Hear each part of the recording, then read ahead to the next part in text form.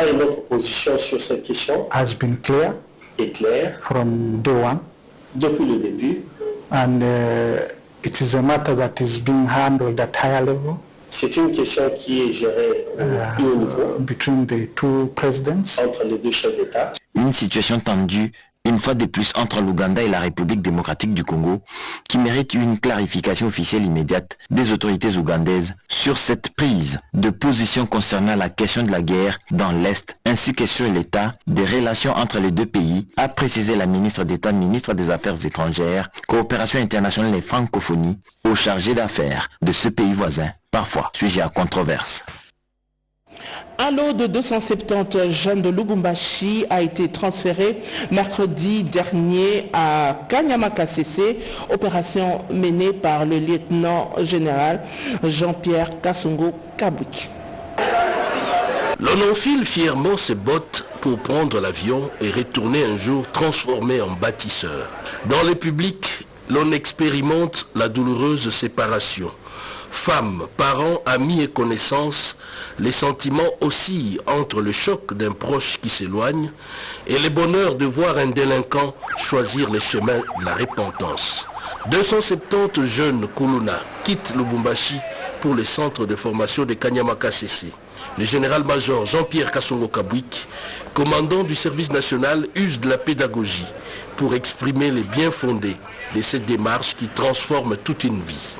Les gens estiment qu'avec le départ de ces jeunes désœuvrés qui sont à la base de l'insécurité, lorsqu'ils partent, il y a quand même la calmie dans la ville. Le travail que nous sommes en train de faire est en train quand même d'apporter des solutions à certains problèmes. Posez-vous la question, si le commandant suprême n'avait pas pris l'initiative d'engager le service national dans l'encadrement de la jeunesse désœuvrée, où serions-nous aujourd'hui? C'est plus de 10 000 jeunes qui sont au service national. Imaginez un peu 10 000 jeunes désœuvrés, bandits, dans nos villes. Nos villes auraient été invivables aujourd'hui. Nous avons un programme, nous sommes en train d'y aller étape par étape. Le moment viendra où nous allons vraiment nous engager à prendre des volontaires. Plusieurs centres sont en construction, vous avez suivi le gouvernement et le commandant suprême s'engage. Dans le lot, l'on note également des engagements volontaires, en dehors de la coercition dont font face ces marginaux de la société, hier machette à la main. Pour le week-end, c'est la ville de Kolwezi qui va déverser d'autres candidats pour le service national. La sous-secrétaire générale des Nations Unies et directrice du bureau régional Afrique du programme des Nations Unies pour le développement était en mission dans le territoire de Kabaré et Idjoui pour s'enquérir de l'évolution des travaux du programme de développement de 145 territoires. Bonne nouvelle pour les habitants du territoire de Kabaré dans le sud Kivu. Le centre de santé de Binza vient finalement de voir le jour. Cette infrastructure a été construite dans le cadre du programme de développement de 145 territoires. Le vice-premier ministre du plan et de la coordination de l'aide au développement, Guilain Nyembo, a remis cet ouvrage aux autorités du territoire. Heureux de passer encore par ici au sud Kivu pour concrétiser la promesse du président de la République. Les 145 territoires, c'est au milieu de nulle part. C'est ça la vision du président de la République, que tout le monde puisse bénéficier de l'assistance, en tout cas des investissements de l'État pour le bien-être de chacun d'entre nous. Pour sa part, la sous-secrétaire générale des Nations Unies pour le développement et administratrice adjointe du PNUD pour l'Afrique, Aouna Eziokonoa, salue la matérialisation de ces projets voulus par le chef de l'État, Félix Antoine Tshisekedi. Peut-être qu'on a eu cet ouvrage dans cette communauté, on pourra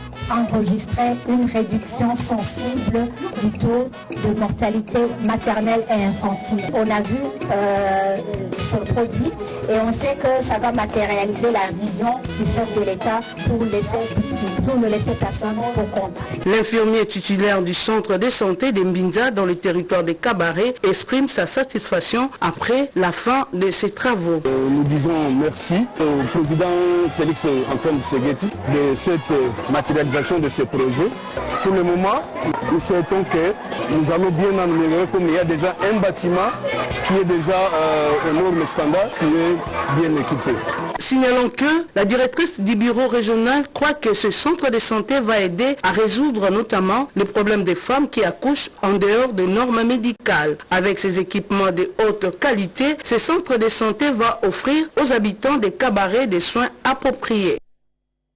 En République démocratique du Congo, les 2 engorgements des ports et entrepôts constituent un casse-tête pour les opérateurs économiques œuvrant dans le transport multimodal. Pour pallier à cette situation, l'Agence de maritime internationale vient d'acquérir une nouvelle grue mobile qui a été réceptionnée dernièrement.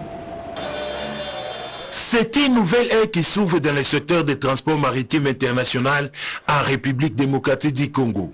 Ayant capté la vision du président de la République, Félix Antoine Tshisekedi Tshilombo, du transport multimodal, le staff dirigeant de l'Agence maritime internationale du Congo vient d'acquérir une grue mobile Kalmar qui va contribuer sensiblement à l'amélioration du service d'entreposage pour les grands bénéfices de cet établissement. Au cours de la cérémonie de réception de cet outil de travail, tour à tour, les PCA et l'ADG ont fait savoir que cet engin est un fruit du partenariat location-vente avec l'usine de fabrication et va booster les économies de cette entreprise et du pays. Avec l'acquisition de ce nouvel engin, cette autogrue, fruit de la location-vente, qui est une antichambre de l'usine et qui va nous permettre de produire davantage, de réaliser davantage de recettes pour le relèvement et le développement continu de l'entreprise. Nous avons estimé qu'avec l'acquisition de cet engin, c'est une nouvelle ère qui entre dans notre société Amicongo SA, que nous voulons être prospères. Cette société qui devrait voir les conditions de vie de ses travailleurs s'améliorer et pourquoi pas participer au développement et au relèvement économique de notre pays. Cet engin sera mis à la disposition des opérateurs économiques qui œuvrent dans le secteur d'importation pour l'entreposage de leurs conteneurs. La foire internationale de Kinshasa ouvre ses portes demain, samedi 21 décembre, pour la 46e édition foraine. L'annonce a été faite au cours d'un point de presse. Placé sous le thème promotion des échanges commerciaux pour la diversification de l'économie nationale, l'événement de cette année marque un tournant décisif dans le paysage économique et culturel de la RDC. La foire internationale de Kinshasa, baptisée Foire internationale du Congo-Kinshasa, il y a ouverture solennelle 21 décembre 2024 de la 46e édition foraine, et qui est la toute première édition sous le gouvernement de la Première ministre Judith Suminwa. Il n'est pas bon, la foire internationale du Congo-Kinshasa se taise pendant que notre tutelle, le ministre Julien Paluku, est en train de faire des efforts pour qu'à travers l'initiative AGOA, beaucoup d'entreprises nationales puissent voir leur production être promues au niveau international. Et aussi au moment où le pays a adhéré à la ZLECAf, il n'est pas bon que le pays continue à espérer seulement sur un seul secteur, qui est le secteur minier. Il faut que toutes les productions nationales dans tous les secteurs soient connues, non seulement par les Congolais, mais aussi par les étrangers. Parce que la foire, c'est un marché commun. Le directeur général de la Foire internationale de Kinshasa, Didier Kabampele Ngaboul, est déterminé à redorer l'image de marque de la FIKIN et surtout son paysage datant. Une délégation de l'Agence pour la promotion des classes moyennes séjourne au Portugal dans le cadre des échanges en vue de mettre en place un partenariat gagnant-gagnant avec les industriels portugais. À leur arrivée, la délégation de la PROCEM a été reçue par le docteur Luis Celso, représentant d'un regroupement d'industriels de la région de Porto pour un briefing. La société Flexic Dream va constituer la première étape de la mission. Spécialisée dans la fabrication de matelas de haute qualité, a attiré la convoitise du numéro 1 de la PROCEM qui a émis le vœu de voir cette société s'implanter en RDC pour l'émergence d'une classe moyenne.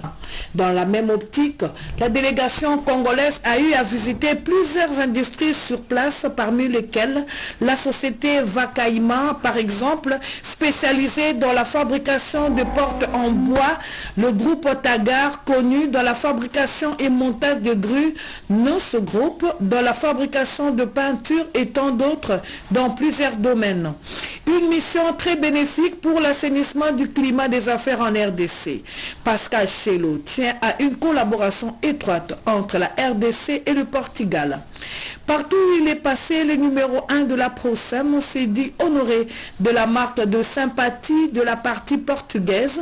Il a donné des assurances aux fermes et aux investisseurs sur la sécurité juridique, les conditions de douane et de taxes, la sécurisation de personnes et de leurs biens.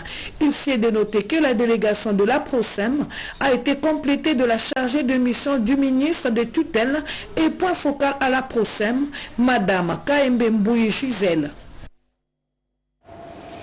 Poursuivons ce journal avec la rencontre des jeunes défenseurs des personnes vivant avec handicap, une rencontre parrainée par l'ambassade de Grande-Bretagne en République démocratique du Congo. C'est pour encourager et faire connaître les actions menées par les personnes vivant avec handicap en RDC que l'ambassade de la Grande-Bretagne en RDC met en l'honneur cette catégorie de personnes, y compris les œuvres réalisées par elles, lesquelles sont exposées à cette deuxième édition de la célébration de cette journée avec les structures qui accompagnent les PVH, comme l'explique la ministre Irène Sambo. Ça a été une grande opportunité d'échanger avec le partenaire sur les efforts de la République démocratique du Congo afin de pouvoir matérialiser la vision du président de la République, Félix-Antoine Tshisekedi Tshilombo, dans le domaine du handicap. Et ce que j'ai encore apprécié, c'est que nous allons travailler vraiment avec eux de manière à ce que tous les efforts, comme nous venons de terminer le cadre légal, que nous puissions entamer les projets à impact visible qui touchent au vécu quotidien de ces personnes qui étaient longtemps marginalisées. Aujourd'hui, les partenaires nous ont conviés pour que nous puissions encore parler de tous les efforts de la République démocratique du Congo par rapport à l'inclusion sociale des personnes avec handicap. À cette récente rencontre, aux côtés de l'ambassade de Grande-Bretagne en RDC, il y a eu la Suisse, l'ambassade de Belgique en RDC, l'OIM et autres partenaires venus célébrer cette journée des personnes vivant avec handicap dans la résidence de l'ambassadeur Alison King. Dans le secteur de l'enseignement supérieur et universitaire, une étude sur la navigation fluviale et des opérations des ressources en eau a été réalisée et défendue à l'université de Kinshasa. Le potentiel des ressources hydrauliques en RDC est une véritable donne importante pour son développement. L'approche innovante intégrant la modélisation hydraulique et la télédétection pour la meilleure prise de décision de la navigation fluviale et des opérations des ressources en eau dans le bassin du Congo. Cette étude est réalisée et défendue par Kainet Jamel à travers sa thèse de doctorat en sciences en eau, spécialité eau et navigation à l'université de Kinshasa. C'est la réponse idoine pour le problème de l'utilisation de cours d'eau en vue d'une bonne navigation en RDC qui doit prévenir des naufrages, dragages, la gestion des inondations, autant de facteurs présentés avec conviction par les récipiendaires pour des solutions à la navigation. Après l'exposé magistral devant les jurys composés des éminents professeurs, la sanction de la délibération est tombée avec la mention la plus grande distinction. Le nouveau doctorat Kainit Jamel est comblé tout en soulignant la collaboration du gouvernement dans la gestion de la navigation sous la supervision du professeur Raphaël Chimanga. L'utilisation de ces résultats, c'est les aspects de gestion des inondations, les aspects de gestion des barrages, de gestion des sédiments, de transport solide, d'ensablement des cours d'eau et comme ça. Voilà un peu tous ces aspects d'opérationnalisation de nos cours d'eau qui doivent bénéficier de ces résultats. Nous sommes en train de plaider pour une collaboration plus large avec les décideurs. Avec cette étude doctorale, Kainit Jamel, de nationalité algérienne, est le premier docteur en sciences des ressources en eau à l'école régionale de l'eau de l'université de Kinshasa. On va parler politique à présent pour vous dire que le secrétaire permanent de l'Union sacrée, le professeur André Mbata, a échangé avec les députés nationaux et sénateurs de l'espace Grand Katanga sur la réforme constitutionnelle qui, à leur tour, ont sensibilisé leur base sur la réforme constitutionnelle. En vacances parlementaires, les députés nationaux et sénateurs de l'espace Grand Katanga, membres de l'Union sacrée, ont la mission à travers leur circonscription électorale de réfléchir chacun dans sa fief électorale sur la réforme constitutionnelle. Ils sont déterminés à apporter leur contribution à cette révision telle que préconisée par le chef de l'État, Félix-Antoine Tshisekedi Tshilombo. Ces élus ont réaffirmé leur soutien à cette initiative à l'issue d'une rencontre d'échange qu'ils ont eue avec le secrétaire permanent de l'Union sacrée, le professeur André Mbata. Ils sont venus à leur maison, ils sont venus chez eux pour qu'on puisse échanger sur des questions qui touchent à l'Union sacrée et toutes les autres questions qui intéressent notre famille politique. Donc mon mot, c'est qu'il était important de le recevoir avant qu'il aille en vacances. Effectivement, lors de la tournée du chef de l'État, il nous a demandé de réfléchir. Donc nous réfléchissons, nous en tant que Grand Katanga, lors de nos descentes, nous allons réfléchir sur la réforme. Le secrétaire permanent a remis des polos à l'effigie du chef de l'État et Pagne qui à leur tour de remettre dans leurs bases respectives. Le feu président fédéral de l'UDPS Kananga, Gabriel Ilunga Kaimbe, sera inhumé demain, samedi 21 décembre, à Kananga, au cours d'une cérémonie funéraire. La présidence de son parti et ses camarades lui ont rendu un dernier hommage.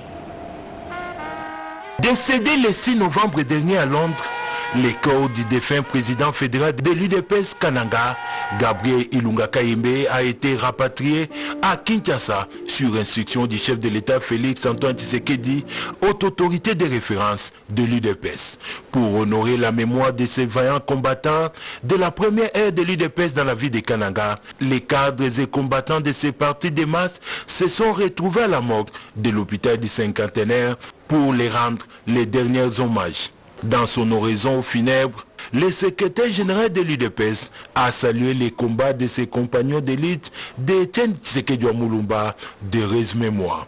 Gabriel Ilunga, c'est quelqu'un qui aimait notre parti, qui était disponible à chaque moment pour servir le parti. Ça n'est suivi la levée du corps pour l'aéroport international d'Ndjili sous la coordination du sénateur Topin Kabongo Mukengeshai. Arrivé dans la ville de Kananga, la dépouille mortelle de Gabriel Ilunga était accueillie chaleureusement par la population de Kananga qui garde de bons souvenirs. Après les formalités d'usage, Topé Kabongo et toute la délégation se sont rendus à la morgue José Oudney où la dépouille de Gabriel Ilunga sera gardée jusqu'au samedi 21 décembre pour son inhumation. Comme recommande la Bible aux chrétiens de pleurer avec ce qui pleure, Topé Kabongo est allé réconforter la famille de l'illustre disparu. Fin de ce journal réalisé par Mamita Bangoulou et Péchomo Bengaya Kassongo, Henri Alimasi et Papi Voueli ont assuré la partie technique. En leur nom, je vous dis merci de nous avoir suivis.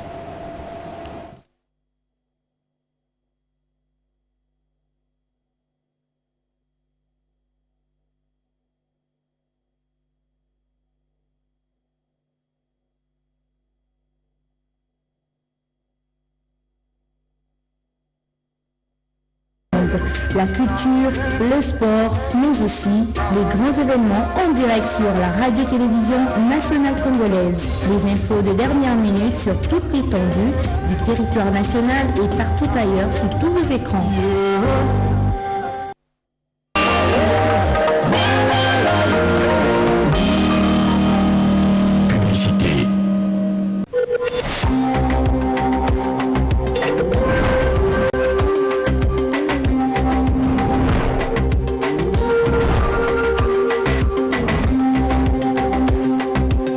Environ 23,4 millions de personnes souffrent de la faim en RDC.